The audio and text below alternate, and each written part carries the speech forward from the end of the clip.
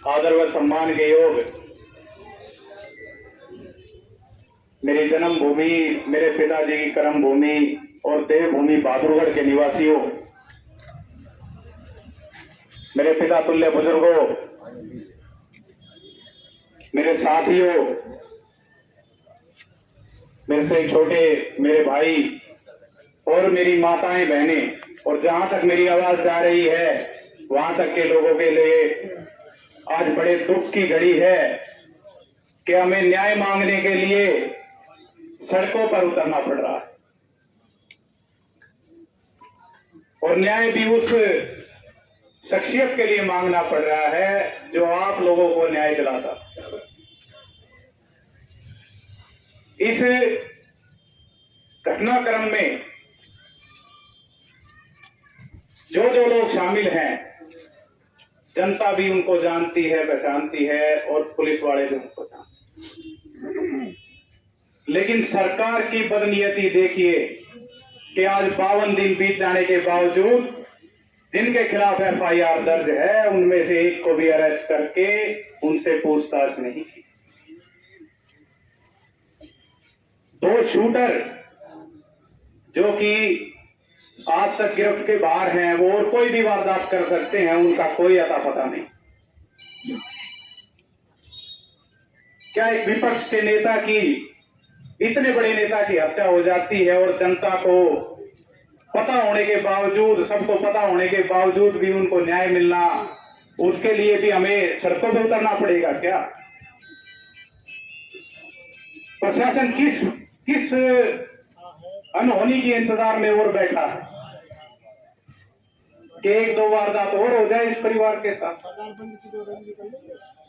इस शहर के अंदर क्या हर दिन वारदातें नहीं हो रही? क्या हर दिन मंथली नहीं मांगी जा रही? जिस समय मुझे याद है, पिताजी बताया करते थे कि जिस टाइम मैं पहली बार एमएलए बना, लोगों से एक ही बात कही थी मैंने कि शहर को चंबल की घाटी कहते थे, लोगों इस चंबल की घाटी से तुम्हारा पीछा छुड़वा दूंगा, इन बदमाशों को यहां से भगा दूं। और 1996 से लेकर 2024 तक मुझे नहीं लगता कि किसी भी बदमाश ने ऐसी हिमाकत की हो कि बहादुरगढ़ की तरफ आंख उठाकर देखा। आए दिन यहां दुकानदारों से मंथली मांगी जा रही। क्यों? क्योंकि नफेसिंग नहीं। सरकार ऐसी बुज़दिलों की है जो इनके ऊपर कार्रवाई करने की बजाय इनसे अपने कांटे निकलवाती, इनको शह देती। आज आप लोगों के बीच में बड़ी हिम्मत करके हम लोग आए हैं, इसलिए आए हैं क्योंकि जनता जनार्दन का रूप है। जनता ही है जो ईश्वर तक की बात को आमने सामने करके और पानी का पानी और दूध का दूध करे। अगर सरकार हमें न्याय नहीं देती, पुलिस प्रशासन हमें न्याय नहीं देता, तो हम उम्मीद करते हैं कि हमारी जनता हमारे साथ न्याय करेगी और इस जंग को, इस न्याय की लड़ाई को हमारे साथ लड़ेगी। मैं आप लोगों से पूछना चाहता हूं, क्या आप लोग हमारे साथ हो? बिल्कुल है जी, आखिरी तक थी। जिस आदमी के लिए हम न्याय मांग रहे हैं वो कोई राजनीतिक आदमी नहीं था, वो समाज का आदमी था। और मुझे खुशी है कि आज हमारे समाज का आदमी इस प्रदर्शन में, इस बंद में हमारे साथ है।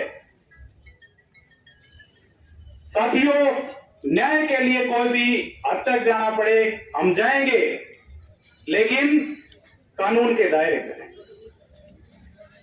हमने कानून से ही, प्रशासन से ही न्याय मांगना है, और वो भी आप लोगों को साथ लेकर मांगे। और हमारी यही मांग है कि भाई उनको गुनहगारों को पकड़ो, उन साजिशकर्ताओं को सामने लाओ जिन्होंने ये काम किया, जिन्होंने ये साजिश रच के हमारे से हमारा नफेसी छीन लिया, बहादुरगढ़ से उसका लाल छीन लिया, बहादुरगढ़ से उसका रखवाड़ा छीन लिया। आज बड़े दुख के साथ हम ये विरोध कर रहे हैं, आज अपने लिए आवाज उठा रहे हैं।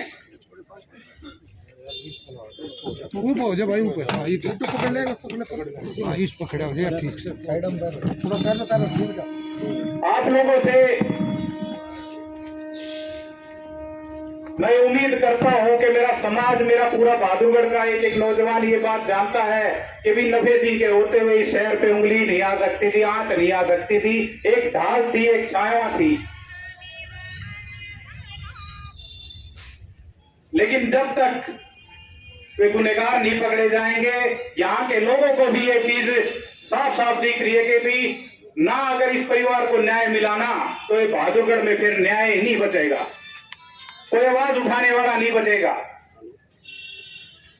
अगर बहादुरगढ़ को जिंदा रखना है तो नफे सिंह को न्याय दिलवाना होगा। मैं आप लोगों से जहां जहां तक मेरी आवाज जा रही है सबसे ये मांग करता हूं कि बहादुरगढ़ के न्याय के लिए, नफे सिंह के न्याय के लिए चाहे हमें किसी भी हद तक जाना पड़े हम जाएंगे, और इसमें हमको आपका समर्थन चाहिएगा। और मैं मानता हूं कि बहादुरगढ़ का एक एक आदमी, एक एक औरत, एक एक बच्चा हमारे साथ है इस लड़ाई। आज रेलवे स्टेशन से निकलकर गांधी चौक तक ये मार्ग चलेगा। शांतिपूर्वक तरीके से हम अपनी बात को रखेंगे, किले मोहल्ले तक शांतिपूर्वक तरीके से हम अपनी बात रखेंगे। और जहां तक मैंने देखा आते हुए 90% से ज्यादा दुकानें बंद है। जो केमिस्ट की दुकान है, भाई देखिए दवाइयों की कभी भी जरूरत पड़ सकती है, केमिस्ट की दुकान खुली रहे, हॉस्पिटल खुले रहे, हमें उससे कोई दिक्कत नहीं है। लेकिन हम अपने न्याय के लिए मांग कर रहे हैं और बड़े शांतिपूर्वक तरीके से कर रहे हैं। बाकी सारे दुकानदारों ने सबने समर्थन किया है। भाई मैं आपका शुक्रगुजार हूँ, आपका एहसानमंद हूँ। और हमारे बड़े भाई हैं कपूर सिंह राठी जी, वो आपको और विस्तृत सारे तरीके से सारी बात बताएंगे। आपने मेरी बात सुनी, आपका बहुत बहुत धन्यवाद।